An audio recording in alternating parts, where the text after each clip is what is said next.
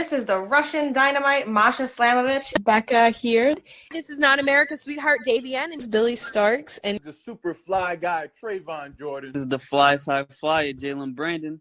Hardcore Princess, Jules Malone. Hi there, this is the Bubblegum Princess, Alexia Nicole. This is the Brazilian Wonder Woman, Christy James. This is the baddest black belt, Chennai Kai. This is Kid Bandit. The smash hit Joel Bateman. This is Robin Renegade. Cody Hawk. Brutal Bob Evans. And you are listening to Wrestling with Entertainment, one of my favorite podcasts in the whole wide world. Hi everybody, it's the Eurasian Dragon and you are listening to Wrestling with Entertainment. Hello, and welcome to the show. It's Wrestling with Entertainment, the only audio experience on the web today, the trusted choice for interviewing all your favorite wrestlers every Tuesday and Wednesday on YouTube and Castbox, sponsored by Rogue Energy and Player One Coffee. I am, of course, your host, James J, and it's a great day for wrestling, because we are wrestling with the founder of Ring of Rebirth, the Eurasian Dragon. Hey James, thanks for that resounding introduction. Yes everyone, I am the Eurasian Dragon. I come all the way from Singapore and I am indeed the founder of Ring of Rebirth. Maybe we get this out of the way first. You can follow us on social media at Ring of Rebirth, and you can watch our stuff on Instagram, on YouTube and all that. If you want to follow me and see more of the stuff that I'm doing, you can get me online at Eurasian Dragon. So it's EURASIANDRAGON.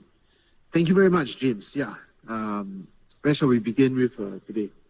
Absolutely. And where can we find merchandise as well? Merchandise, yeah, you can find it at Ring of Rebirth shows. We have a show once every 6 weeks now. At the same time, you can always DM Rebirth on Instagram. That's where we handle most of our e-commerce stuff like ticketing and merchandise. And we can either get it delivered to you or you can pick it up at the show itself. So yeah, thanks for all those who have been supporting the merchandise recently, by the way. Look forward to more of you bringing home a bit of Ring of Rebirth with you next time you're out with us. And you don't have to go looking for it. All of the links to of Ring of Rebirth and Eurasian Dragon will be on in the description of the video below, both on YouTube and Castbox. Oh, thank you very much. Thank you very much. Yeah, absolutely. A very nice touch of you to do. Thank you.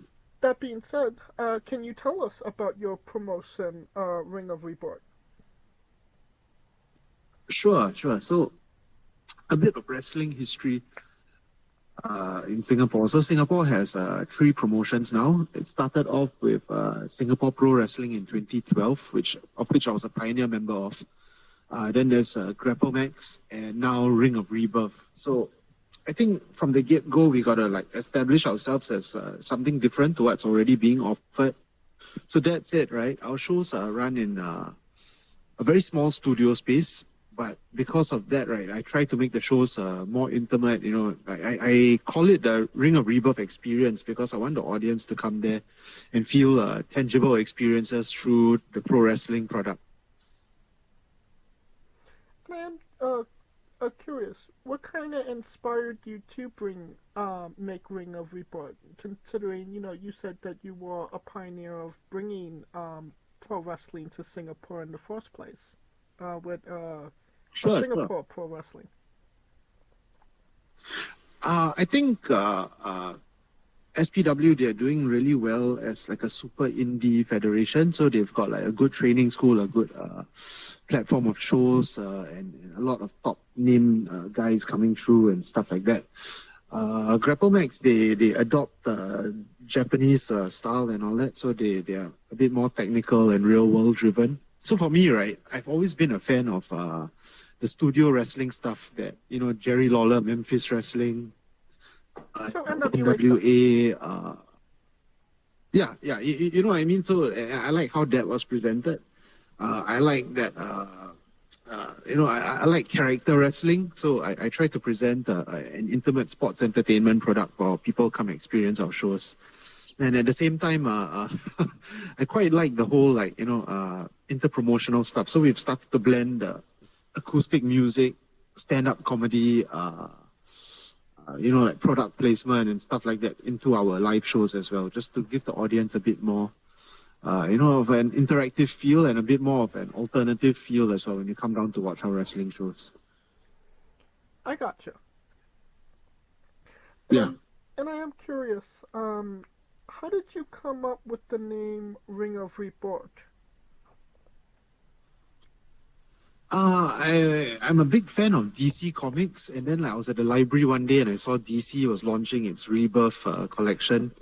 The one where they rebooted the universe again. Yes, after the And ironically,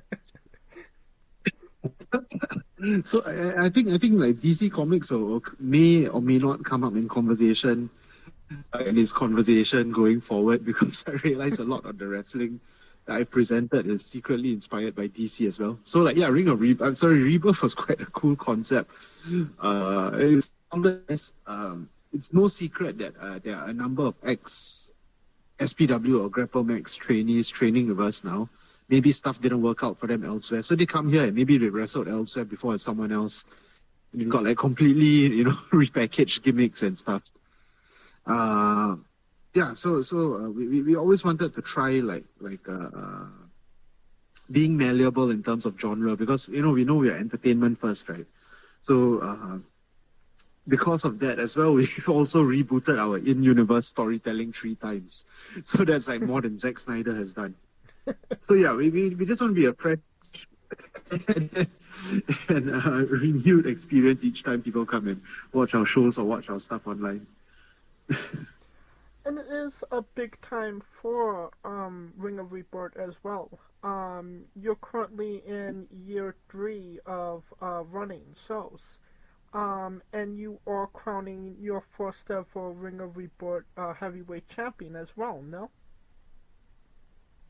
Yeah. So in the past, there was a period of time where we were doing shows that were taped for YouTube. But now I'm reverted to doing live-only shows with the hopes that people will keep coming back to the shows, so that with this whole tournament arc and all that, like we're crowning a first-ever champion. So that's a little bit of longer-term storytelling that we're doing. And at the same time, we hope to give the audiences a hook, to keep coming to be invested, rather, in the nature of the tournament, crowning our first champion. But yeah, it's quite a big time for us, man. When you mentioned heavyweight champion, I was actually thinking, we've been thinking about what kind of name we should call the title. Yeah, so one of the jokes that were flown around, and often in pro wrestling, jokes end up becoming a reality, we've realized, when we are booking shows and stuff, was we should try branding this as the Ring of Rebirth World Championship. How it's going to be a world championship, we figure it out from there, because like my Eurasian Dragon character is often may not always be the smartest guy. It's just that he's the guy with the power and all that. So he's making all these crazy decisions and crazy branding ideas. Yeah, so we may call it the World Championship instead of the Heavyweight Championship. Okay. Well, currently going advanced in the tournament is Galen and Raj. Yes. Can you tell and myself, yeah. And yourself. Can you tell us about these two individuals that will be advancing in the tournament? Yeah. So Geylang Green wrestled a guy called Alfred the last show. So the two of them, along with Raj, they make up the Geylang Syndicate. So basically in Singapore, Geylang is like the Vice City over here. It's got its whole set of rules. They deal with it's big on like prostitution, racketeering, and all sorts of like illegal activity. So that's what this group represents here in Ring of Rebirth. So the last show, one of the first round matches was Geylang Green fighting Alfred. It's inspired by Do you remember the Dark Knight when Heath Ledger made the crime bosses fight for a place in his crime empire? Yes, I believe so. Yeah. So I wanted to do something like that with like Raj, because Raj is the new leader of the Geylang Syndicate. He's basically the new Mr. Geylang or Mr. Geylang 2, because the previous Mr. Geylang, the head of the syndicate, retired due to injuries that he couldn't recover from.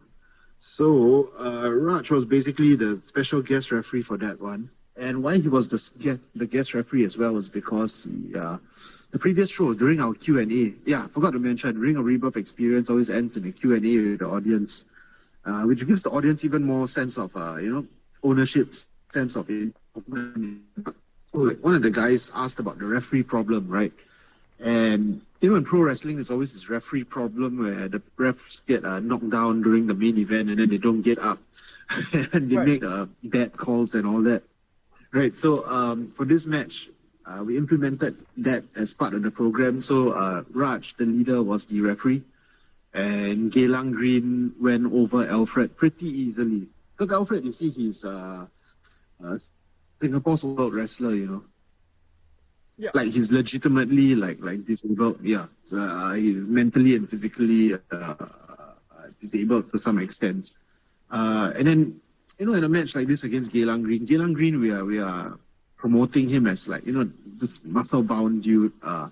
It's basically based off the Batman and Robin version of Bane, if you guys get that reference. Yes. Yes, so it's pretty much like Bane, but it's not the smart Bane from the comics. Okay, don't tell him I said that. But he listens to like whoever the Mr. Geylang is, the old leader, the new boss, meet the new boss, same as the old boss kind of stuff. So he just like follows orders from the boss. And he beat Alfred pretty easily because like in real life, right, I hate to men will defeat a person rather easily and potentially embarrass him as well, in a big scale, which is what happened in the last show. Okay. So it does seem like So continue. I cut you off. No, it's fine. So so that's what's happened. Geylang Green put Alfred in a modified sleeper hole, and Alfred slept from there all the way through the end of the show at ringside. Even through the main event, he was like knocked out at ringside.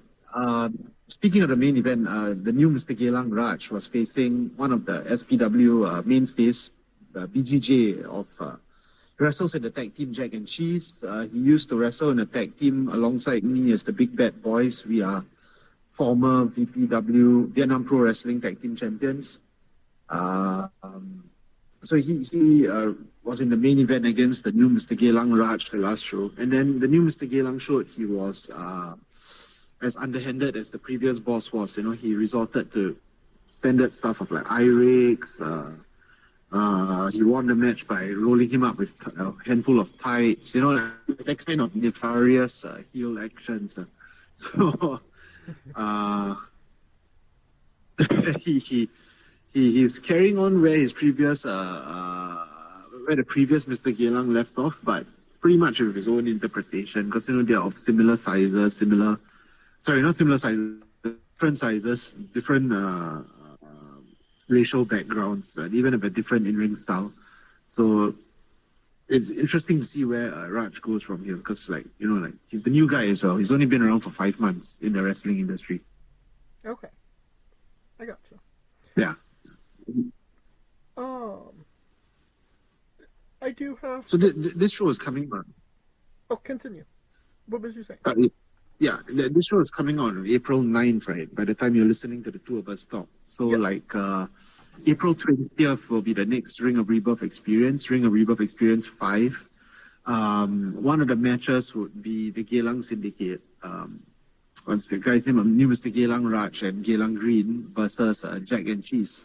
Because Cheeseburger Kid got screwed over by me in the opening round. Jack got screwed over by the Geylang Syndicate in the opening round. So, Jack and Cheese will come and fight in tag team action in one of our traditional tag team matches. Because most of our recent shows, we've been marketing the tag matches as traditional tag team matches, but really it's just no frills tag team matches. Our smaller audiences seem to enjoy it. So they will face Geylang Syndicate in one of the headline matches for the Ring of Rebirth Experience 5 on April 20th, 8 p.m. in Singapore. Perfect. You mentioning tag team wrestling. I'm assuming a tag team title is going to come soon after you crown your first ever heavyweight champion. Would I be correct in that? Yes. After we, I mean, after we crown our first ever world champion. World champion. A world champion. After we crown the first world champion. I think logically the tag team championship thing should be next because not only do we have tag teams from like other promotions coming in, but we also have some in-house tag teams as well. So maybe the tournament might be shorter because of manpower and stuff like that, but we would still want to produce tag team wrestling that is of no less entertainment than how the World Championship Wrestling, pun unintended, went in the previous year. If you get what I mean. Now, I was, looking at, the roster for Ring of Rebirth. I did notice that there is maybe a lack of female wrestlers that's been on your shows. Now, I realize, Alexis Lee can only be in so many places at one time. But will we be seeing women's wrestling enter Ring of Rebirth in the future? So, right, one of the ways I run my events, because like we are a training school as well, right, is to primarily develop my students more. So the problem is right now we don't have, we only have one female student. So it becomes, once again, it becomes a logistical issue because we've only had one female wrestler before, Caramel Prata, from I think 2022 to 2023. So even as such, she ended up facing male opponents instead, because it's a matter of what fits into where for like these wrestling shows and stuff. So even if my female student graduates to performing on the show, she might end up facing like another male wrestler for now.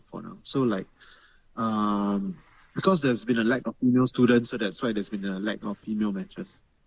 Okay, I gotcha.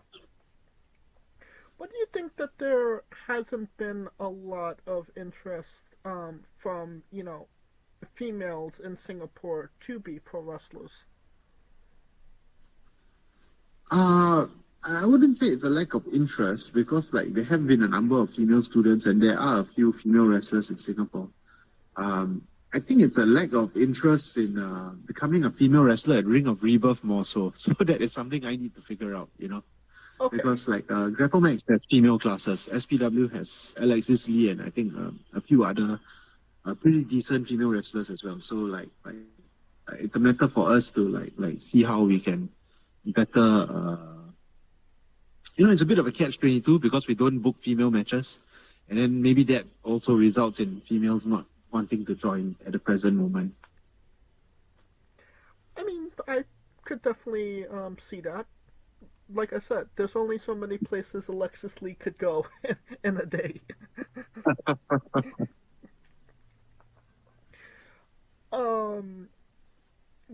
Being, obviously the promoter of, a company, I am curious, what is something now about promoting that you wish you knew when you started Ring of Rebirth?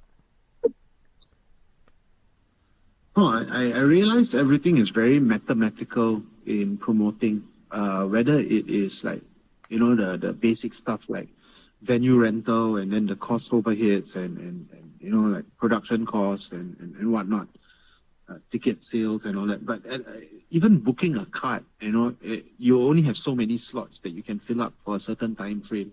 And you're always thinking what is going to go best where, how the audience is going to react to things playing out a certain way. And it really becomes mathematical because you have like the roster on hand, students you may want to promote or put them in other roles, And then you've got potential visiting wrestlers from other promotions as well. So yeah, it's what makes the most sense numerically at the end of the day, I've realized as a promoter. And I wasn't very good at mathematics in school, man. So I didn't study accounting in school as well. So like all of this was a pretty fresh learning curve for me to, undertake. I got you. And speaking of people coming over, you had Trent Seven have a seminar at Ring of Rebirth, no? Oh no, actually we attended Trend 7 seminar hosted by Singapore Pro Wrestling. So because we rent Singapore Pro Wrestling's training center for our trainings as well, this is a practice that's adopted in Japan, I believe. Maybe those like bigger hotbed countries, right? They have like a major promotion leasing its ring to other promotions. So we have a deal with that with SPW going on. So that's also where we have our Ring of Rebirth experience shows. Like we would spruce up the training center, shift everything outside, put up seats, like put on like a live streaming camera and stuff like that. Sit people on either side of the ring. So yeah, back to Trend 7. So basically that was happening at the SPW Center. It's easy to understand why it may be mistaken for a Ring of Rebirth seminar, but it's more of like we were at the seminar with SPW and Grapple Max as well. Okay, I understand. Now, you mentioned him. It was a great class though. Great class. Very, very informative. Really enjoyed learning from Trend 7. He just taught all of us a lot in that few hours, and it was very nice wrestling with like all these people from other promotions as well at the training session. Yeah.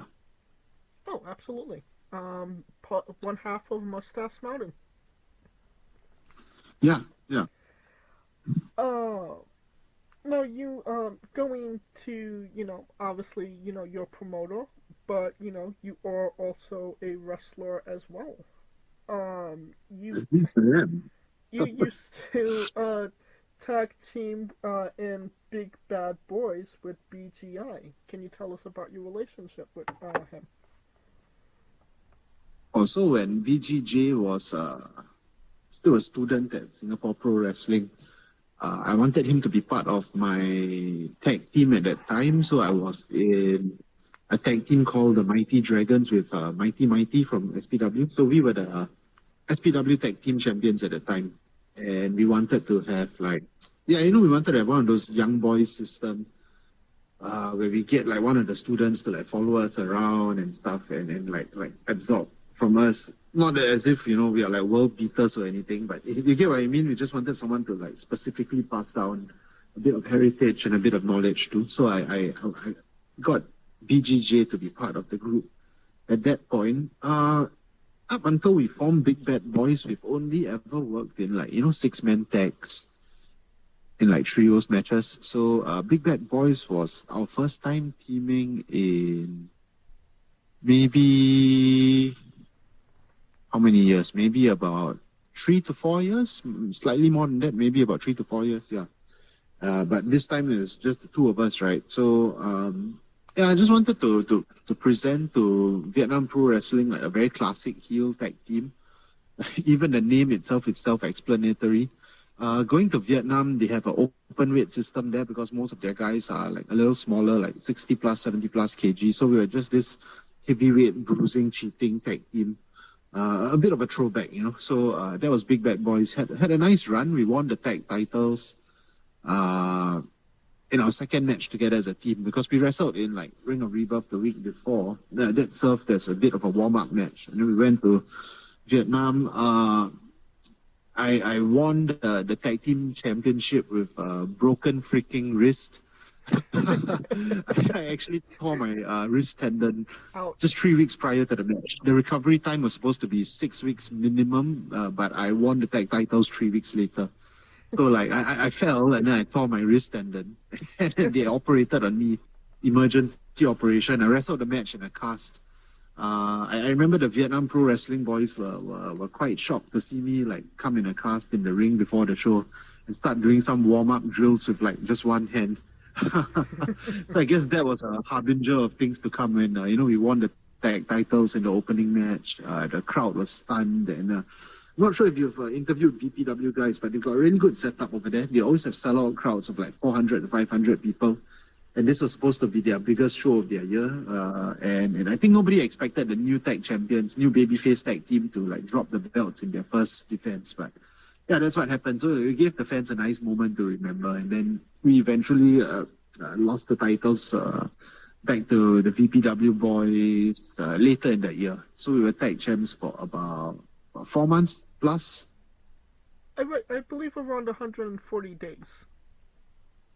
Yes, because I was saying in promos that I wanted it to be 100 years. 100. Yes, 100 years tag team title reign. And then on the 100 year and 1 day, we would relinquish the belt. But unfortunately, we are quite some way away from that. 141 days is a small fraction of 100 years, man. Hey, each day of your reign was 1 year in total. Exactly. So technically you held it for 140 years. Yeah, if that was the case, man. Now, obviously talking about VPW, you actually wrestled Rocky and Sid before they made VPW. Oh, you've actually done your homework, man. That's a really nice touch as well. Yes. So, I mean, obviously wrestling them now to seeing them where they are now with VPW, what kind of, what's that perspective? What's that like for you to see that? So I wrestled Sid last year in a 6-man tag, in an 8-man tag. So it was only a fraction of ring time that I got with Sid this time round. I could already feel the improvements compared to when we first wrestled 7 years ago. Actually, at that point of time, they've already started VPW. It was just going under a different name. It's called Saigon Pro Wrestling Club.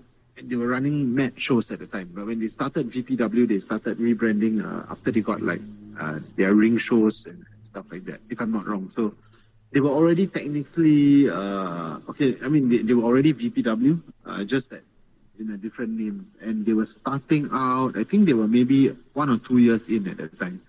But it was their first in-ring show. And I think a testament to Rocky and Sid's ability is that nobody in the audience could tell that it was these two guys' first in-ring show that they've done in their lives. And I think they did really well, man. I mean, they didn't beat me and Mighty back then. I don't think they'll beat me again right now in 2025, but they did really well for themselves that night. Maybe you and BGJ could run it back with Rocky and Sid. Maybe if they see eye to eye. I know Sid doesn't like Rocky sometimes, and Rocky doesn't like Sid sometimes. Yeah, and they're like that in real life too, man. It's fucking hilarious, man. I think Jack is I think what Jack and Cheese are doing right now, Jack and CBK, they've done VPW once, unsuccessfully challenging for the tag titles. I think that's a good run that BGJ is focused on right now. So the Big Bad Boys thing, because we never officially broken up, so it's something that can always be revived down the line. But I'm enjoying the work that Jack and Cheese are doing now. That's why I'm also having them on my shows in featured roles. So maybe in the tag tournament I can enter both Jack and Cheese and Big Bad Boys into the tag tournament, and then we figure how things go out from there. Well, let's talk about somebody else you've teamed with, and that is one Mr. Lucha. You wrestled Ho HoLun and Robin Zane. Obviously Ho is a big name, generally speaking, a big name in the Southeast Asia. And obviously Robin has been in there a while himself. So can you tell us about that experience? at that point of time, Robin Sane and Mr. Lucha were like still the newer guys and all that. So me and Mr. Lucha, we just kicked Robin Sane's ass for like, I think 10 to 15 minutes. I mean, like the modern day Robin Sane. Robin Sane and I are really good friends, by the way. We've been roommates in a Malaysia Pro Wrestling event before. I had a hand to play in him coming to Singapore the first time round. I didn't finance any of it, but I went to pitch for him to the SPW bookers at that time. So like, Robin Sane, he calls me every now and then. I mean, there's no time difference between the Philippines and Singapore, I think, or very minor. Then he like goes on like long rants about life and all that. Very interesting guy. Always nice to work with one of your good friends, man. And I think that was my second time working with Robin Sane. I worked against him HistoryCon 2016, then again in 2018, and like he improved so much. One of those guys I would like to face in like, the present day as well, just to see how far he's come and all that. Ho HoLun, I've wrestled with him many times. I've worked with him a few times as well behind the scenes. So he's a good friend. He had quite a bit of a hand in giving me opportunities and all. He helped get me booked in Hong Kong Pro Wrestling for the Nepal tour and all that with the local Nepali Federation as well as Pro Wrestling 01. So that was a nice experience, the Nepali one. Gotten me to China and stuff like that. So like, really nice guy. I know him pretty well. Spent a bit of time outside the ring as well. So always good to sponge off information and sponge off knowledge from Ho Ho, and at the same time, build a personal relationship with the guy. Nice experience, man. I mean, Maria Ozawa was on that show as well. She's the famous porn star, Yeah. Yeah. People know Maria Ozawa and they're around our age, then maybe they're lying to themselves, man. So, Maria Ozawa was in a segment on that show as well. It was interesting to meet her. Me and Ho Ho were not surprised that Maria Ozawa had a better dressing room than the one that Ho Ho and I had. But Ho Ho and I, we like, fuck all this exclusive dressing room stuff. Like certain federations that offer this to us due to our level of seniority, we still just end up changing the rest of the boys. We just prefer doing that. Yeah. I believe Ho. Oh, and Mr. Lucha, yeah. Continue. Yeah, you're saying? Sorry. Continue. Oh, no, continue. I cut you off. So Mr. Lucha, he's also a good friend. I was his first series of matches, also at the History Convention in Manila in 2016. Wrestled him one-on-one later in 2018 as well. Always a fun guy to wrestle with. I think he has all the potential in the world. It sucks that he decided to leave pro wrestling. Because he's a good friend, I've given him shit for that. I'll be like, yeah, what the fuck are you doing, man? Got so much to offer and stuff like that. I know his own personal reasons, but still someone I consider a good friend. Just that it takes fucking long to reply sometimes, man. And then he replies in chunks after a while. So that can be really startling sometimes. But yeah, good guy, man. Good guy. I had really fun matches as his tag partner as well as his opponent. Yeah. Well, correct me if I'm wrong here, but Ho Ho was one of your first ever matches that you had. My second match of my life, actually. So, can't really remember much what happened that weekend, but someone got hurt. One of my best friends in wrestling got hurt, actually. Mr. Froist, the ring announcer for SPW. So, Mr. Froist and I joined SPW together. We are friends from outside. We're friends from the Catholic church we attend in the district we used to live in. So, it was supposed to be a match between Mr. Froist and someone else, and then Mr. Froist got hurt, thus retiring him from in-ring competition forever, all the way until now he's the ring announcer. So, because of that, my match got changed to a match against Ho HoLun. Yeah, it was one of those mathematical things as well. Now looking back in retrospect, like the promoters already had an idea what's going to go where, and then I happened to be floating around, and then now Ho HoLun was floating around, and then so yeah, I ended up facing him in a match. I don't have footage from that match. It was one of those experiences where I realized how much of a blank canvas wrestling could be, because I wanted to rely more on comedy wrestling early on in my life. So I asked Ho if, like, could we work a match that was slightly comical? And then he looks at me and he says, why don't we work a match that's 100% comical? And then, like, yeah, fuck, man, like it worked. It's one of those, like, you don't give a fuck kind of brawls outside of the ring. It goes through the arena, but it protects me because it's only my second match, right? Not exactly very good at that point of time, so it just protected me because I was throwing basketballs at his balls. All of the basketballs missed. So, like, we planned for me to hit him in the balls with the basketballs, but all three of those shots missed. I'm definitely not a basketball player.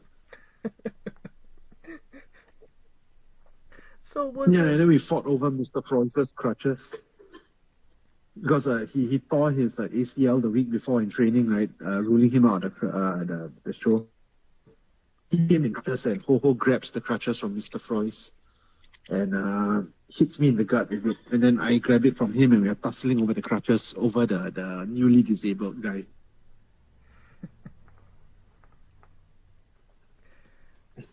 Now, wrestling him all the way back to, obviously your second match, to wrestling him, the most recent time you wrestled him, I imagine there's a big difference in yourself, right? Yeah, but I'm trying to recall when was the most recent time I wrestled him, and I can't really remember, actually. I mean, I trained with him, I think, once in 2023. We worked on the Dragon Gate Singapore project in 2023, earlier in the year as well, but that was a lot of behind-the-scenes work, basically produced by me and Ho. 2018 was the last time. Oh, 2018 was the last time? Yeah. Oh, so Manila was the last time. Oh, fuck, man, that's a fucking long time. It doesn't feel that way because I see him like a few times in a year.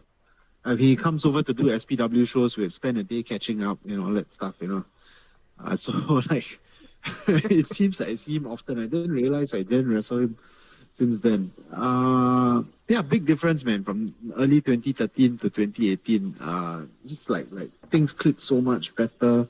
The fans enjoyed what they saw. We read some reviews that were posted around that time, complimenting how the match turned out better than what they expected and all that. So it was really nice matching with him again after 5 years of just gaining new experiences for both of us. I mean, he went to the WWE and he was freshly out of the company at that point of the time. So it was really cool, man. Now, another name that you've been in the ring with is Humongous. You wrestled him in Thailand. Obviously a big name in Austrian pro wrestling. Can you tell us about that experience? Humongous taught me how to wrestle someone older and someone who's carrying a lot of injuries.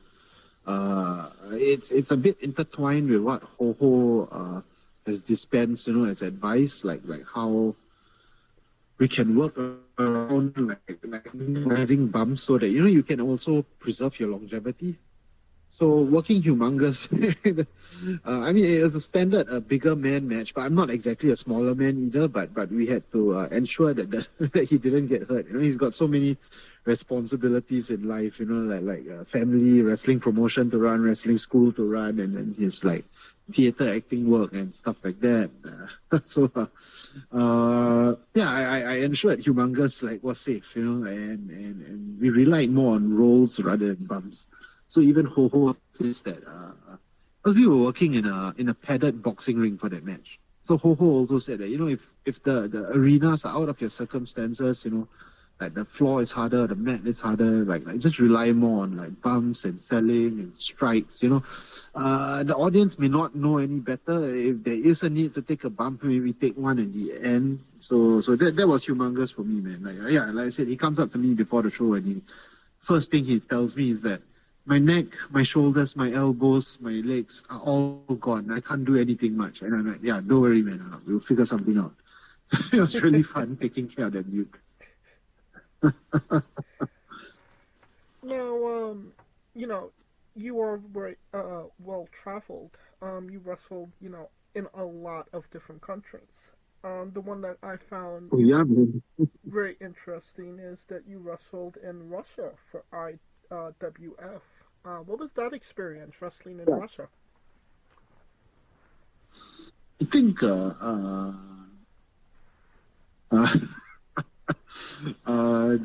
there's a guy from the LWO called Joaquin Wild. Yes. Right. So that was the third. I think that was the second out of the 3 times in my life that I've hung out with him. So like that Russia trip stands out because we had a very fun post-show with that dude and with the other wrestlers of the card as well. So apart from that, from the wrestling front, Statement and myself, so SPW founder and current setup champion Statement and myself were brought to Russia because the head coach of SPW, the original head coach, Vadim, he is the founder and head coach, head booker of IWF Russia. So he's bringing Russian guys to Singapore for a period of time. So this was like a bit of an exchange where we went to Russia instead. And it was to wrestle on their biggest show of the year as well. Like it's called WrestleYada. So like, I think it's in front of like 600 fans, if I'm not wrong. It's one of the bigger audiences I've wrestled in front of up until that point. Very nice experience, man. Like, we had a lot of fun. It was a 6-man tag. We were playing the babyface team. So like Andrew Tang and myself were like, you know, in the midst of a storyline rivalry at the time. You realize that halfway across the world, nobody really does their homework. They don't really care. So we just like portrayed it as straight up baby faces and stuff. Yeah, but it was a really nice experience. Realize how universal wrestling is, because even though like you're doing stuff a little bit different, the language is different, the crowd reaction's different, but everyone is enjoying it the same, be it the wrestlers or the fans in attendance. So yeah, really good time. What were some of the difference you saw wrestling-wise and crowd-wise when it came to wrestling in Russia compared to Singapore?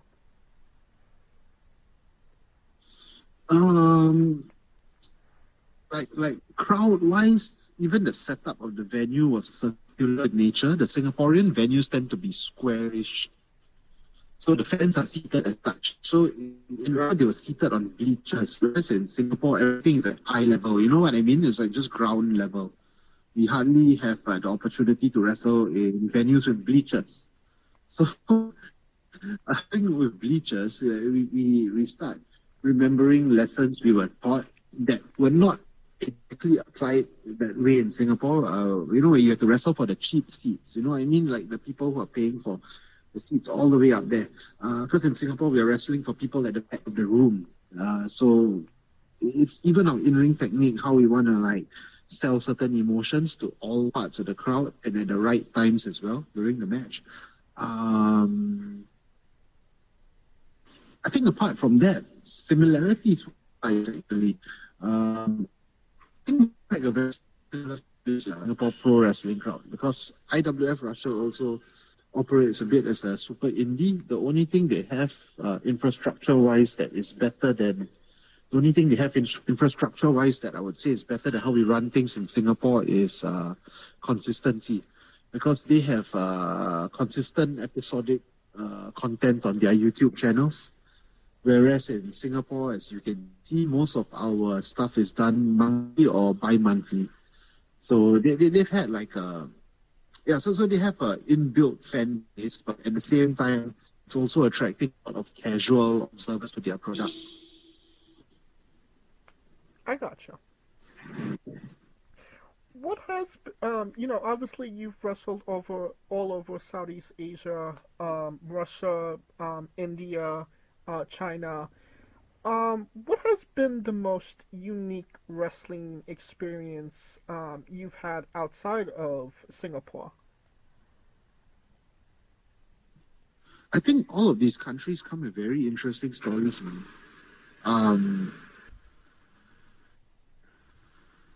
So I think I'll just answer your question, yeah? Mm-hmm. Okay, so I think each of these countries have unique experiences in their own right. Food-wise, I always tell people that I think of all the countries I've been to in food, in the sense that, yeah, it's all these spices that aren't usually used with the cuisine we are used to. It was a very nice gastronomical experience. At the same time, India was the biggest ticketed show I've wrestled in front of. So the promoters did a good job of old school marketing, actually, like flyering and doing road shows at schools and stuff. They even had, because the promotion is located in New Delhi, if I'm not wrong, but they were having this show in a different state, a couple of states below, at Indore. So they did road shows in Indore. They set up a makeshift training facility in a primary school in Indore as well. So they set up a ring there and some weights and stuff. So it was interesting, man. You're training in a school, in a literal school. And then we were performing in front of 4,000 paid fans. So it was probably the largest paying attendance I've been a part of. They have been, not too sure what the exact numbers are, but they've a couple thousand as well. One in the abandoned school, so repurposed it, leased it out for this professional wrestling event. I think in Italy, Nepal. It's developing country. It's a developing state and all that. But when you go there, right, it seems that nothing is in development. The only development is the arrested development of how the state has not been developed at all. Of a few thousand, it's a free event. People were scaling parts of the walls and all to watch the show. So it was a very nice visual. I think that was taped for TV as well. So yeah, that was wrestling on national television because they were taping the events for TV. One we did in their indoor venue the week before was a sellout as well. I think that was about 1,000, 2,000 people. It was the highest rated program on TV that weekend in the ratings by far. So really nice experience at doing stuff like that in Nepal, in India. Where else have I wrestled in Nepal? I wrestled in the jungle in Nepal as well, part of the jungle festival. It's a music festival, but in the jungle. But yeah, I've never wrestled in the jungle since. So yeah, it's nice, man, doing this kind of things. It reminds me a lot of one of the video games I love, WWF in Your House. The one where every wrestler has their own personalized arena, like Street Fighter. Yeah. So yeah, really fun wrestling in all these different countries and in different places as well. Well, you mentioned, food. What country had the best food? India. I mentioned this earlier. India had the best food. Everywhere else had really nice food as well. But I guess that's because you're taken away from what you're usually used to eating, and then most of these trips are weekend around. I can go off a diet and all that, and just eat the local fare and see what the locals are eating. So India definitely number one for me. China, one of the best foods as well. Taiwan was a bit of a letdown because my friends and family, my wife and all that, they say they love Taiwanese food, but I went there and it was just very regular to me. The only dish I liked in Taiwan was the dish that everyone hated. It was ginger duck. So I think they boil a duck in ginger, and all my friends on that trip were saying that they didn't really like the taste, but I actually liked it, man. The thing that everyone else didn't like, and stuff that everyone else liked, I found it very meh. So yeah, different places have different eating experiences. I think it's time for the Eurasian Dragons Bizarre Adventure. Let's say they're making a movie about you. Every movie has a soundtrack. What would be the first 3 songs on your movie? Oh no, wow! I completely botched that. The Eurasian Dragons Bizarre. You can go again, man. The Eurasian Dragons Bizarre Adventure. You're a pro wrestler that goes up and down the roads, and weird, crazy, and bizarre things are bound to happen. Can you tell us a road story that fits that description? Sure. So I am a regular at APEC Wrestling over in KL. That's like a 6-hour drive away. Okay.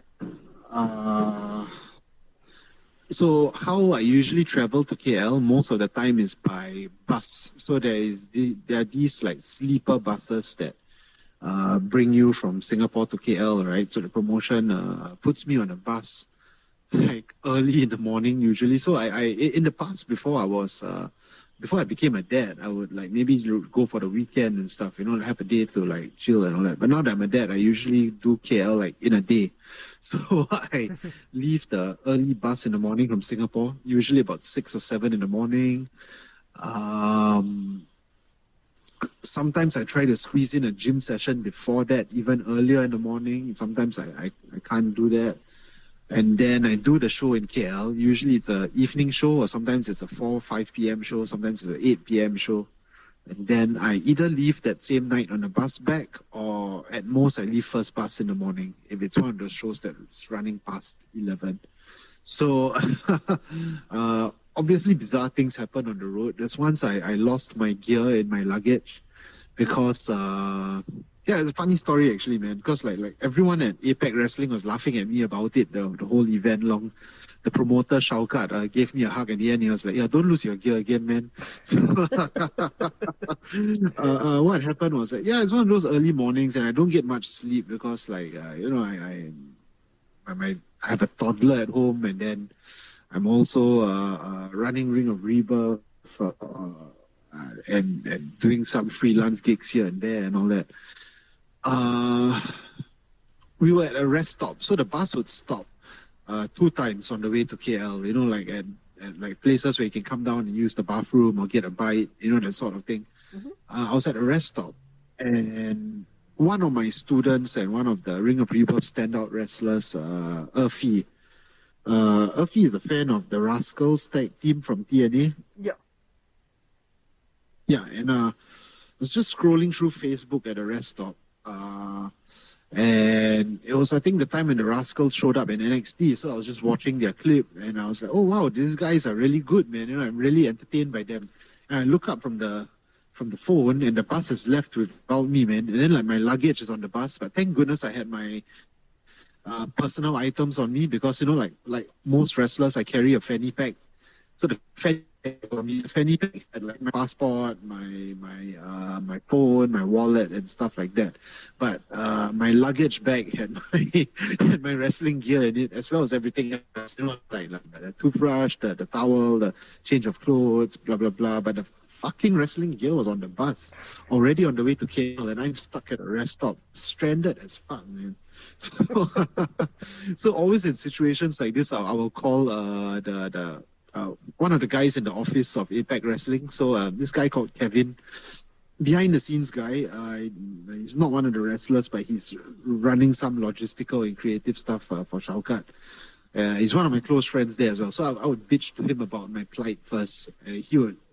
By this time, this kind of shit has happened to me to varying degrees that he's just like unsurprised about it. And I remember the phone conversation going, and I'm like, "Hey, Kevin, bus left without me, man. I'm over here. I'm trying to arrange for this bus out of here to take me to the same destination. I've contacted the bus company. The driver says he's gonna hold the luggage for me. So like that was a bit of a relief that they did that, and they did that pretty well. But at the same time, I was just worried that I wouldn't be late for the wrestling show if I took the next bus out of there, which was in an hour's time. But I was just afraid that I would lose my gear. I remember I looked down and I told him on the phone, I was like, Kevin, all I have on are some cropped and grow Mandalorian Yoda. I think in the worst case scenario, I have to wrestle and with these Grogu shorts on. So, no, they recovered my luggage, so I did not have to wrestle in the Mandalorian shorts for that event that night.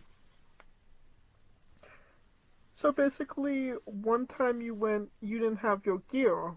The other time your gear made it, but you didn't.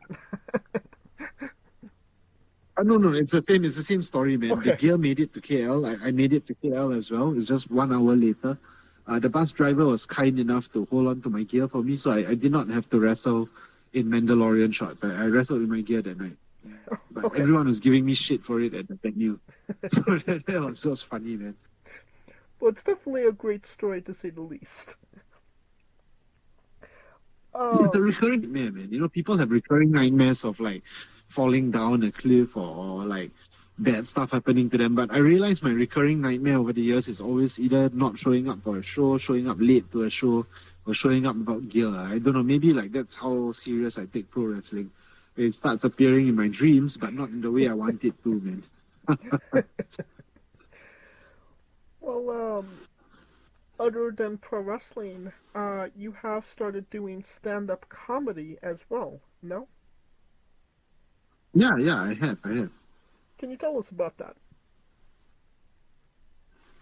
I think it's just a bucket list thing, man. I wanted to see if like the skills of pro wrestling were transferable to stand-up comedy, because we have to stick to time. We're still working kind of spots that we've plotted out, like with audiences, or sometimes we're winging it with audiences. So artistically and even systematically, it's quite similar. It's also a matter of like drawing people into a house. But I guess because I've always had some comedian friends, I've had like a whole angle against a local comedian, Jackie Ng, a couple years ago, where I broke his hand, and then like we had this rivalry going that culminated in a match at the Dragon Gate Singapore show. And then eventually down the line, there's this comedy company locally that was working with GrappleMax, or they would rent the GrappleMax studio to have their comedy shows, and then like the stars aligned, and I ended up featuring on that comedy show. And then since then, I would just I don't do it as much as I'd like to do because of life responsibilities and stuff, but I try to do like maybe one show every 2 weeks or one show a week if my schedule permits. So I'm still breaking into that scene, eventually looking towards comedy promoting as well. So that's why I tried putting a bit of comedy into the Rebirth show. One of the ideas I have is to potentially promote a comedy and wrestling show, Rebirth. So like looking towards expanding that way as well. I got you. That being said, can you tell us about that time you went to a student theater production and beat up a kid named Ricky? Oh, yes. Yeah, I totally did that, man. So, Ricky is now wrestling for SPW. He's been training with them for a long time, but he came over to Ring of Rebirth in during the time when I beat him up at the student production. So, the story going behind that was that he used the wrestling moves that I taught him in his production. So I got very angry and then I body slammed him on the floor and Pillmanized his leg as well. Yeah, because that's one of the things I like to do. Like for Jackie Ng, how I broke his hand was I Pillmanized it as well. Very effective, man. Because if it's happened to Brian, it can happen to you. And. Obviously you have a great roster of wrestlers on Ring of Rebirth, but there's only one person that has signed a forever contract, and that is your own daughter, correct? Yes. She's the only one that's been signed to a contract for life, a binding contract. Started working at the heel because I was a career baby face before that. So, I've been in heel for like 2.5 years now, or 2 years, coming to 3 years now. You always try to think of what to say and do to get a reaction that is negative towards you. So that actually came out of my mouth on the fly, if I'm not wrong, during a promo. Like I brought her to the front of the crowd. And I was thinking, like, what would Singaporeans hate more? Like Singaporeans are always complaining about their employment, about their job and all that. So like I thought, if I secured or if I signed my daughter to a lifetime deal, this would affect the audience in a few layered ways, because on one hand it's nepotism, people will boo that. On the other hand, it's like a father forcing his kid to do stuff they don't want to do, and that happens a lot in Asian households, so they could resonate with that. And on the other hand, it's the whole, unfairness in employment. So yeah, people booed that, which what I wanted to get. It just so happened to be that now, by saying that, I declared that my daughter is a lifetime member of Ring of Rebirth, whether she will do it or not. And correct me if I'm wrong, she's only 3 at this point, right? 2. Oh, at this point, she was only 1. She was only 1 year Her old. first appearance in wrestling. Yeah. She was only 1 when I made that announcement. She was only a day old when she appeared in a promo video with me, when I was accepting some award by a Singapore wrestling fan site that gave Ring of Rebirth promotion of the year, as well as storyline of the year for my Eurasian Dragon versus Jackie Ng, the comedian storyline. So with like the baby, in the video as well. So she's kind of been in wrestling her entire life, man. Like obviously as a dad, you hope that she becomes like Charlotte Flair or something like that. No matter what people say, about Charlotte Flair, but that's the kind of level of success you want your kid to have. Yeah, but at the same time, like it's entirely up to her. What she wants to do is just that either way, she's binded to a contract with me for the rest of her life. So basically, she could do whatever she wants as long as she pro wrestles as well. Yes. I imagine that it would be a big moment for you if you had a tag team match with her. No. Yeah, it's one of my bucket list stuff, man. Like it's something that I told my wife I want to do. It's something my wife is in full agreement of as well. But my wife prefers for me to have a Dominic Mysterio relationship with her instead. She wants her to turn on me and beat me up and call me names and accuse me of things I didn't do. So that is something my wife wants to explore. So I thought that was a pretty cool idea, but it's really up the stage. Right? She's willing to do that next time. But it'll be a cool story to tell. Because my wife says that my daughter is such a natural heel. She comes into the Ring of Rebirth training sometimes at the end of class, makes the boys do extra squats, makes the boys do extra rope running drills and stuff. She made one of the SPW guys do rope running drills just because he was there early for his SPW session that was following our session. So I was like, no, you can't say that, And then like the guy just gets up from his chair and then he says, no, I'm gonna do it, and then he just starts running the ropes just because my daughter is telling him to do so. She has a lot of fun at the training center. Just the other day, because like she's seen me teach people some basic drills, like the tumbles and break falls and rolls and whatnot. Just the other day, she surprised me by doing a front roll on the bed. I was like, oh, what the fuck? Since when you knew how to do a front roll? Well, it sounds like you have time to develop a long-term storyline with your daughter if she does choose to become a pro wrestler. Yes, certainly, man, certainly. Some of the Ring of Rebirth storylines are in fact long-term storylines. Some of them are just like covered up plot holes. Yeah, this has a chance to be either or both. Well, you mentioned it at the top of the show. Tell us about your love of DC Comics. Yeah, when I started off as the Eurasian Dragon character, what people don't really realize was I was lifting a lot of the material from, say, Booster Gold.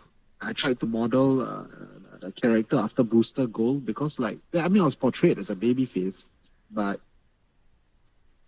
I want to be a white meat baby face, the standard kind. So like I'd still do white meat baby face stuff for like cheap pops and all that, work the crowd a certain way. But in my promos and in my actions, I wanted to be very overconfident about it, punching above my weight and then get my ass handed to me.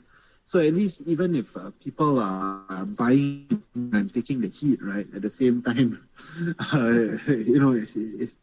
it also makes them, I actually do deserve it for that.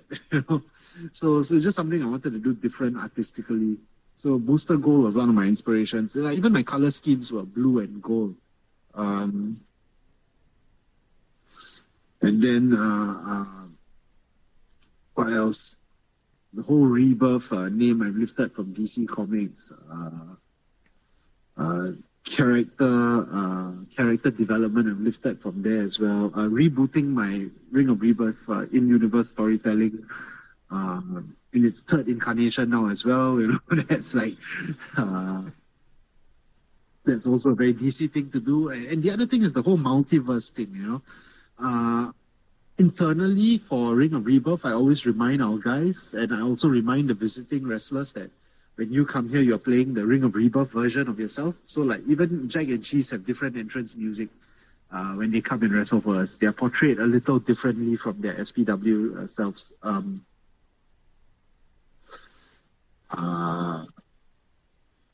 Because there are plot points in the Ring of Rebirth stories, whether it's from the old Ring of Rebirth wrestling episodes or whether it's from the first time we were running like house shows, where... Sorry, give me a moment. I'm trying to recall what I'm going to say. Yeah, there have been plot points that like recur and stuff like that, and plot points that that deviate from the timeline. Yeah, that's what I wanted to say. Sorry, I was brain fart for a second. No worries. Yeah, there have been plot points that deviate from the timeline that's already been set by SPW or Grapplemex beforehand. Maybe some of their guys come in, and then what happens is like a bit of their backstory is changed and all that. Are you a fan of the DC comic books or the animated shows, the movies? What is your go-to when it comes to DC content? I mean, like most people, definitely the cinematic films, because like the whole hype of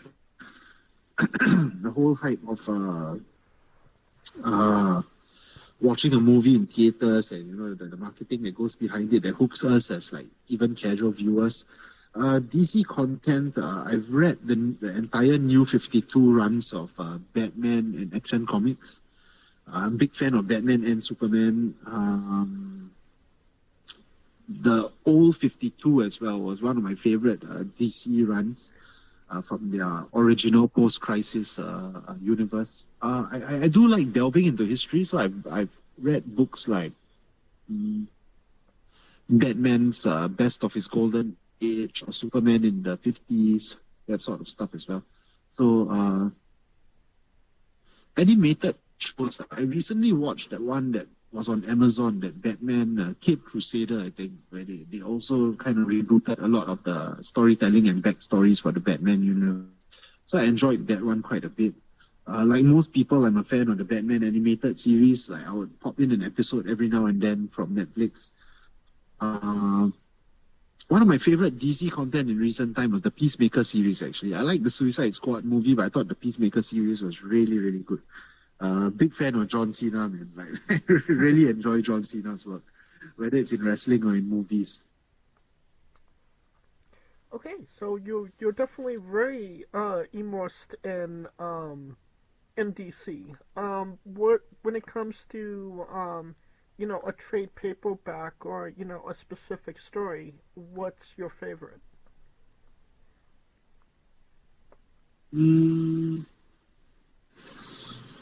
I think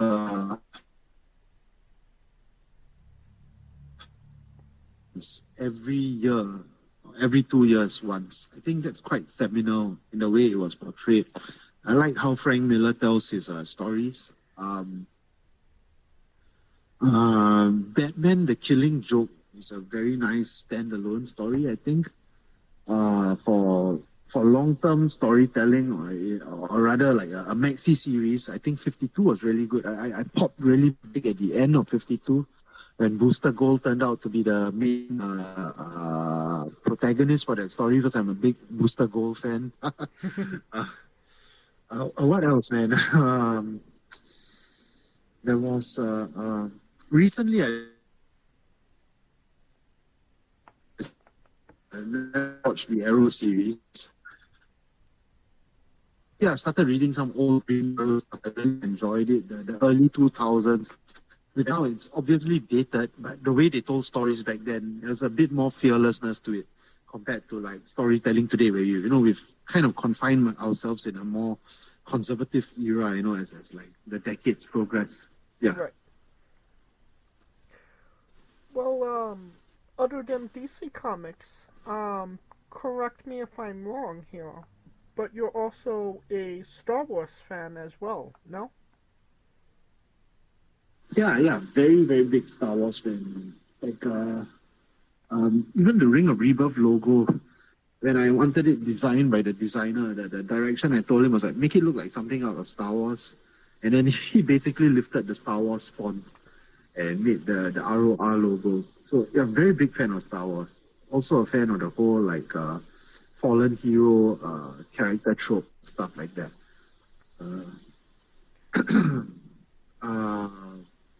What's this? I'm a Disney Star Wars apologist. I like the Clone Wars. I like Star Wars Rebels. I even find things to like in the new trilogy as well. So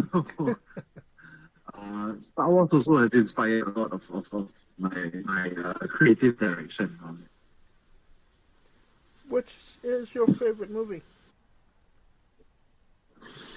I like to tell people internally in Ring of Rebirth when I'm booking the shows that I like for the shows to have Empire Strikes Back kind of endings, where like there's very little hope, or hope is squeezed out and stuff like that. Sometimes or often our shows end on a sour note, like that. And it makes the audience want to come back and all that. So I wouldn't say Empire Strikes Back is my favorite movie though, although it's many people's favorites. Like for me growing up, it was Return of the Jedi. I think that the first Star Wars scene that hooked me as a child was Vader turning to the light side and saving Luke. Just that very basic storytelling of a father's love for his son and all that. Like it still resonates with me now, 30 years plus later after I first watched it. So Return of the Jedi is one of my favorite, I would say. I like the special edition, the one that came out in 1997, because it had the whole and the toppling of Palpatine's statue in Coruscant and all that. I don't know, it just resounded with me a lot. Like I like shit like that, man. Right. I'm a big fan of the Cloud Atlas movie as well, the one which had the ensemble cast, because I always like the idea of rebellion and stuff. So like my first 8 years in I was a long rivalry where he was getting to beat me up and stuff like that, or I would take out his guys. So yeah, I always like that aspect of the hero's journey.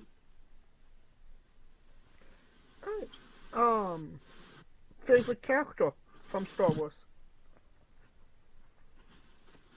When I was younger, it was a bit of a mix actually. I liked I guess I like Luke Skywalker from the movies. I liked Dash Rendar from the old Legends canon, because I was a big fan of the Shadows of the Empire book. And I like Boba Fett just because, like most kids back then, you just don't know why, but you like Boba Fett. He just had that pull on us, right? Like he just looks cool. He says very little stuff. He dies for the first time in a fucking dumbass way, but you still like him anyway. That was me growing up. Now as I'm older, I like Han Solo from the original trilogy. Yeah. From the Disney canon, I actually am a big fan of Kylo Ren. I think Kylo Ren is a perfect example of the millennial villain. He works hard at what he does. He's pretty good at what he does, but he has like granddaddy issues or daddy issues and stuff. And then he also whines a fuckload as well, although being like supremely talented and stuff. So Kylo Ren from the new canon, and new favorite character of all time is Emperor Palpatine, actually, because they flesh out his story so much in the Clone Wars and Rebels, and they retroactively are changing his journey in the Mandalorian and stuff. So I like that he was such a mark for cloning and for longevity and all that. The whole longevity thing is something that we can empathize with in pro wrestling. His narcissism is something we can empathize with in pro wrestling as well. So everyone hated that Palpatine returned in episode 9, but I thought that somehow Palpatine return is like one of my favorite lines in Star Wars of all time. It's such a what the fuck moment in the cinema. So yeah, somehow Palpatine returned, and not only that, my favorite Palpatine moment was him drawing on the power of the Force Dyad and shooting Force lightning into the sky, single-handedly, actually, going full gangster on the what's they called? What they call the Resistance. The Resistance. He could have fucking killed the entire Resistance fleet, man, just from his fucking Force lightning. So that was a big ass moment for me, And I'm a Hulk Hogan mark as well, big fan of Hulk Hogan. A reverse Hulk up, it's a badass villain Hulk up, man. Alright. So yeah, Palpatine is my new favorite character growing older. Like starting to like the heels or appreciating the heels. Yeah. Like start to like Han Solo a lot more growing up. I think it's time for the colossal question. Let's say they're making a Sure. movie about you. Every movie has a Yeah. soundtrack. What would be the first Yeah. 3 songs on your movie soundtrack? I'm a big fan of the 1975 British British pop rock band. Mm-hmm. A lot of my close friends associated with me, or people who know me well enough, or my family, they know I'm a big fan of their track. It's not living if it's not with you. I think just like Ring of Rebirth, a lot of the 1970s songs actually, it's dressed as like very easy listening, radio friendly pop rock numbers, but the lyrics are always very dark. It's always lyrics that struggle with like depression or addiction or like vice and what have you not, the struggles of fame and all that. So it's not living if it's not with you. It's like one of the happiest sounding tracks you find, but the lyrics are basically about a dude's like descent into heroin addiction.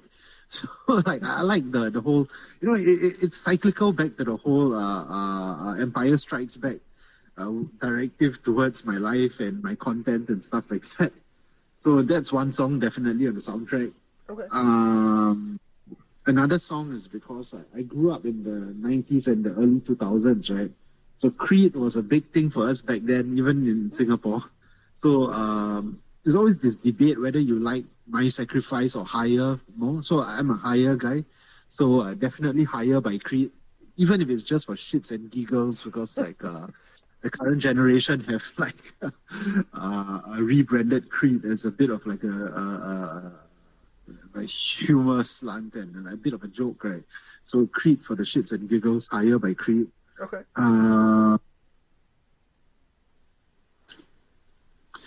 Well, what else, man? Like, there's so many ways I can go with the last one. I think depending on the tone of the show, I'm a big fan of reggae. I like No Woman, No Cry by Bob Marley. But my close friends know that I have a thing for white reggae. So, I know, maybe you're from California, you can empathize with me, right? Like you've got so many great people of African descent doing reggae, but I'm just a sucker for like white reggae. So yeah, I like Marcus Yahoo. I like Slightly Stupid. All the way back, I like UB40 and stuff like that. So it'd probably be a track by a white reggae artist, just to fuck with people, because people would think, if it's reggae, why is it not like one of the Marleys or something like that? Either that or if it's on another day when I'm feeling more of my other genre of music I like, which is like alternative rock or pop rock and all that, then it'll either be Semi Charm Live, a Blink-182 track, perhaps. What was that? First Date by Blink-182 or Semi Charm Live, or Only Wanna Be With You by Hootie and the Blowfish. So it really depends on what direction the movie is going into or how I feel on that day. But the first two songs are pretty much a lock in. I gotcha. Well, I mean, we could put Yeah. we could put all those songs on there. I only limit it to 3, but you're allowed to have more. Oh man, I think the rest of the backing soundtrack would sound like a James Gunn movie, man. Because I just like tracks from the 80s and 90s and all that. Hey. Probably you can throw like Karma Chameleon by Culture Club in there. Material Girl by Madonna in there. I Think We're Alone Now by Tiffany. What's Up by Four Non Blondes. Yeah, stuff like that. You probably get an idea of my personality just from me throwing out this kind of tracks. Hey, you're not going to get any complaints from me. It sounds like a solid. It sounds like a solid soundtrack, to say the least. Thank you very much. Thank you very much. Now that we have the soundtrack down, everybody knows you get the soundtrack first, then you write the script, and then you go to casting. Who plays Eurasian Dragon, and you can't see yourself because you are obligated to make a Stan Lee-esque cameo. Sorry? Stan Lee is a cameo? Who would play you in your movie? And because you will be obligated, and you can't say yourself, because you are obligated to make a Stan Lee-esque cameo. Oh, okay.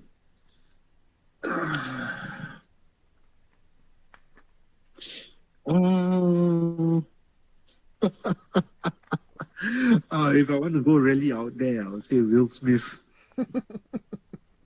I want him to bring that fucking energy to the movie, and then I want, I'm a fan of people like Will Smith or Arnold Schwarzenegger or now John Cena. How they're basically, they would probably argue against it, but they're basically portraying like just versions of themselves in films. And discussing this with my best man the other day, and one of my best friends as well, of course, about how he didn't like the Aladdin movie because Will Smith was being Will Smith.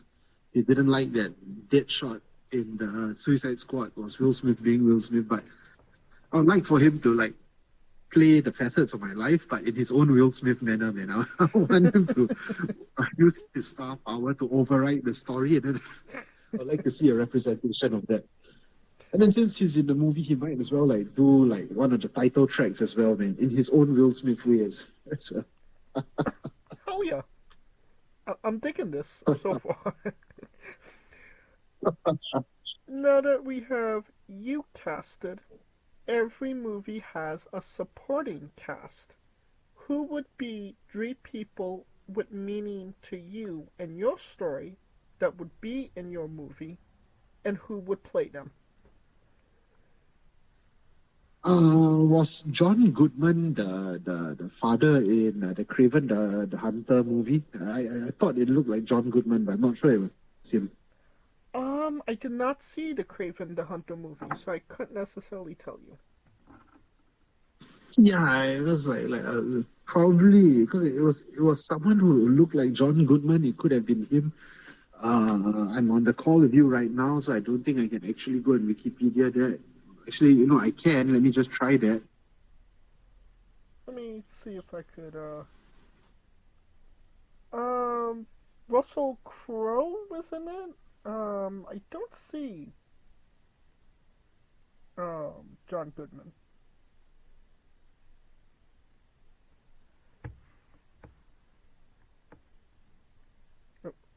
Hello? Yeah, he was talking about Russian accent and stuff, and my head coach, Vadim, my original head coach, Vadim, he obviously speaks with a deep Russian accent. So I would like this Craven the Hunter's dad guy. Let me just take a look at the cast. Okay. Yeah, Russell Crowe was the dad. So maybe it's gonna be Russell Crowe as speaking in his Russian accent again as the person who played my head coach.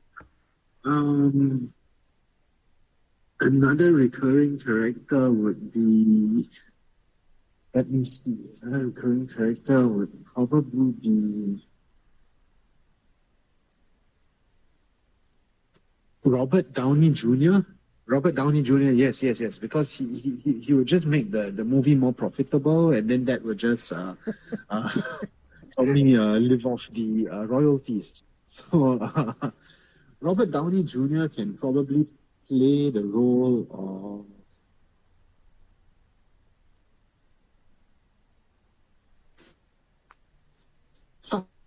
if he's going to be in the movie, he can just be a composite character of like different people in my life, or like the close friend trope. I can just like throw it all together and give it to Robert Downey Jr. and just let him be him, and let him and Will Smith like play off each other. Whether that works or not, either way, it's going to make good box office. And the last character in the film would probably be. Let's go with something interesting here, man. Like Russell Brand in a made-for-the-movie character. You know how like certain movies, they just make characters for the movie. It's not adapted from the source material. So this is something I leave to the studio to like put Russell Brand in there and then like just let him be someone made for the movie specifically. Okay, so basically, let them figure out what Russell Brand is doing. Yes. I just put him in there as well. And then we can do like maybe a trilogy of this, yeah. All right. Three very distinct senses of humor blending together among the main cast. I dig it. It's sounding like a great movie, a blockbuster to say the least. And you could pre-order the tickets now.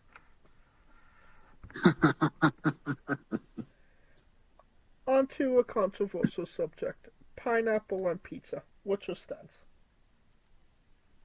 In Singapore, they sell this thing called the Hawaiian pizza. I've only been to Hawaii twice in my life, and that's such a long time ago. I was like a kid once, the other time I was a teenager, so I can't actually remember if the actual Hawaiians put pineapple on their pizza. But because that's sold here since forever, I guess, or since like I can remember.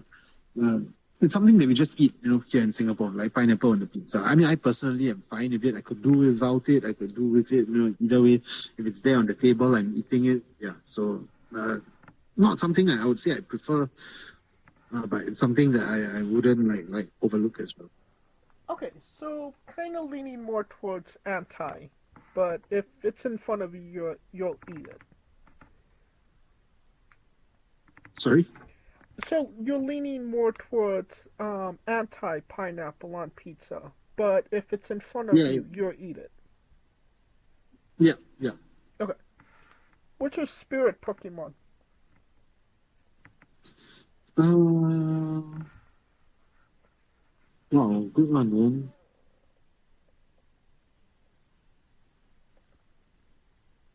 Could you repeat that? As I said, good one, man. I don't know why, I can't exactly give you an accurate answer, but the Jigglypuff song keeps playing in my head, man. The fucking Jigglypuff drawing on people's faces and stuff when they sleep is just playing in my head. And then I'm trying to think of a cooler Pokemon, maybe like a Charizard or a Blastoise or some shit like that. Like those OG cool Mew and Mewtwo stuff. I don't know, and then just Jigglypuff is playing in my head, and then Team Rocket's Meowth is also appearing in my head right now, and it's not exactly, I don't exactly want to go with these two guys, but let's just give it to Jigglypuff for this, man. Like Machamp is a bit of a bit of like not a it's not the best answer because it's a very obvious answer. So maybe Jigglypuff at present moment. Okay. Weirdest question you'll be asked in a wrestling interview, hopefully. Would you ever consider wrestling a Rock? Not Dwayne Johnson, not the country, an actual physical Rock. Yeah, sure, why not? See what we can do with that. Like, is it going to take place in a wrestling ring? I would assume so, yeah.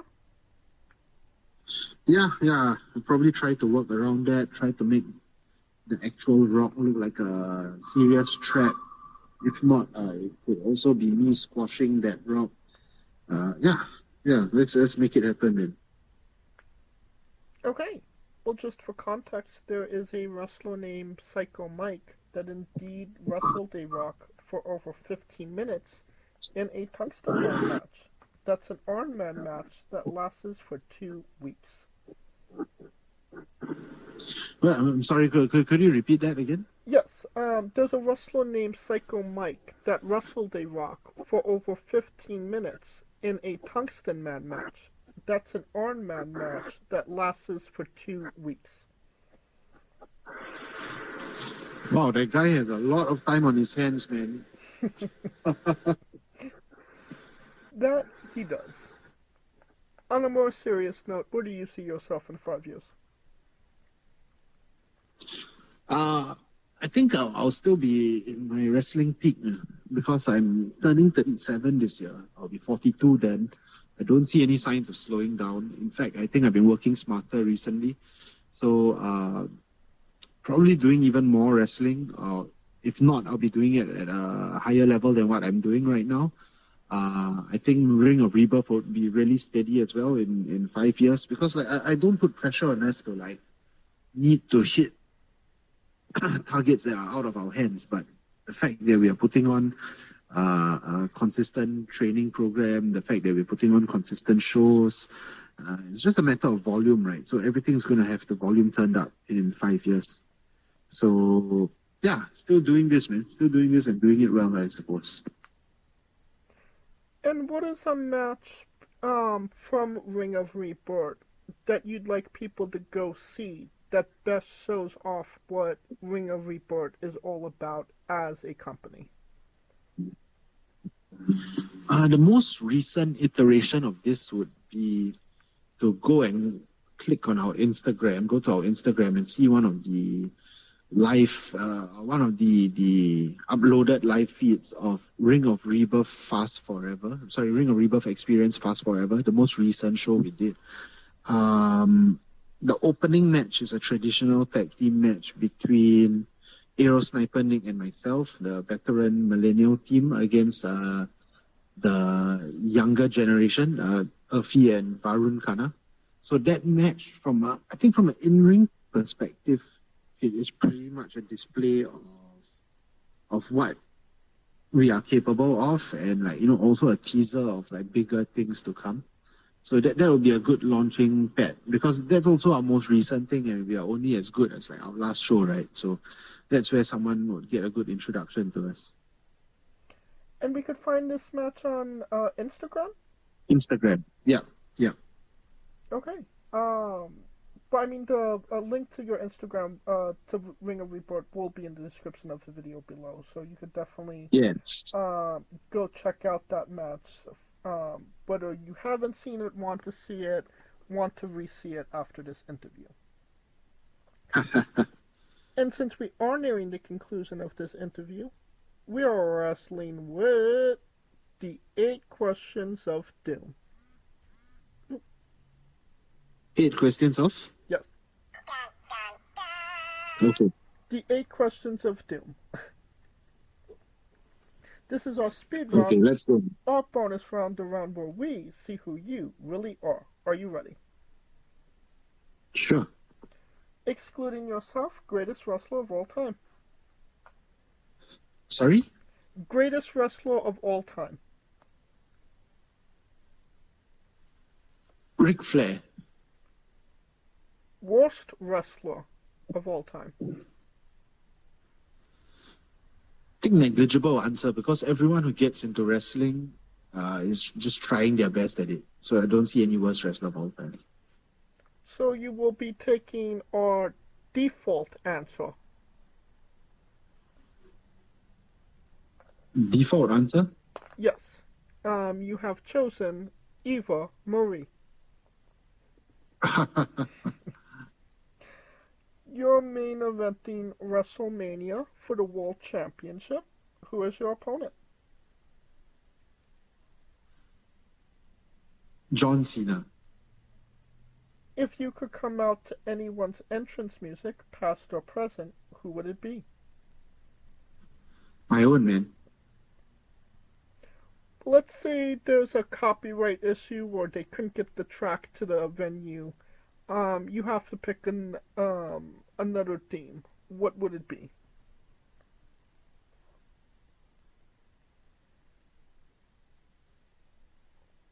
Take On Me by Aha. Okay, fair enough. Finish the sentence. Kayfabe is... Kayfabe is kayfabe. We would have also accepted taste great on toast. Squash. Fruit or vegetable? Squash. Is that what you asked? Yes, squash. Is it a fruit or is it a vegetable? Match. I will accept that answer. New Japan wrestler Taichi. His ring gear gets smaller every year, revealing more of himself to the world. My question, what is the appropriate trunks to butt cheek ratio for ring gear? Just got a cover, I guess. No real particular opinion on this. Okay. And the last question, the main event, the thing everybody wants to know.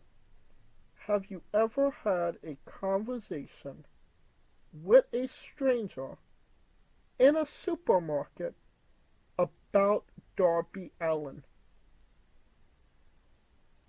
No, I have not done that yet. And that is the correct answer. And that will conclude this interview. Thank you so much for coming on and doing this with me. Thank you very much, James. Nice talking to you. Once again, where can we find you and Ring of Rebirth on social media?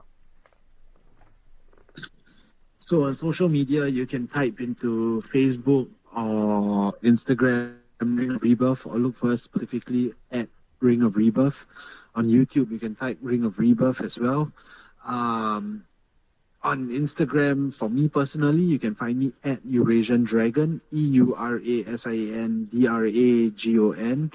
On Facebook, TikTok, and yeah, that's where you can find us, man.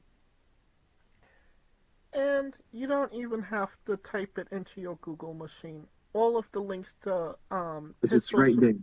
Huh? Excuse me? All of the links are right there. Yes. All of the links are already right there. Yeah. Just simply go in the description of the video below, but on YouTube and Castbox, click the link. A new tab will appear on whatever device you are on. You have no excuse. Give them a damn follow. And if you're in Singapore, buy a damn ticket. Thank you very much. Absolutely. Of course, thank you for listening. If you like what we're doing, please like, subscribe, comment, both on YouTube and Castbox. This was sponsored by Rogue Energy and Player One Coffee. Join us next Tuesday and Wednesday for new incredible interviews, and follow the show at Wrestling with E, both on X, Thread, and Instagram for information on who we're interviewing, when we're interviewing them, links to those interviews, and so much more. Follow me personally at JamesJ993. Alright, when I say wrestling with, you say entertainment, okay? Sure thing. For Our special guest, Eurasian Dragon, Calico Yacht, Scooter Dust. I'm James J, and this has been Wrestling with Entertainment. Hey folks, this is the Colossal Mike Law, and you are listening to Wrestling with Entertainment. Enjoy the show, support these guys. We appreciate it very much. We'll see you at ringside.